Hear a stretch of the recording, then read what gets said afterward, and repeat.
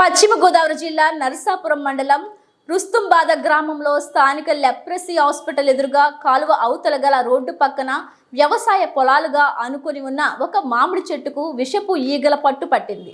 ఈ ఈగలు అత్యంత ప్రమాదకరమని గతంలో ఇటువంటిది పేరుపాలెం గ్రామంలో పట్టడం జరిగింది. దానివల్ల పశువులు చనిపోయాయి. అలాగే మనుషులకు కూడా అనేక రకాలుగా ఇబ్బంది కలగడం జరిగింది. అది దృష్టిలో పెట్టుకొని స్థానిక ప్రజలు అదేవిధంగా మాకు కూడా ఏదైనా ప్రమాదం జరుగుతుందేమోనని భయభ్రాంతులకు గురవుతున్నారు.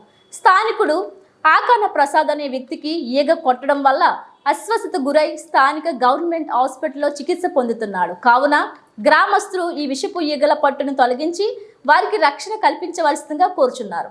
మాట్లాడాలి ఈగలు కుట్టుకొని ఈగల గురించి మాట్లాడాలి.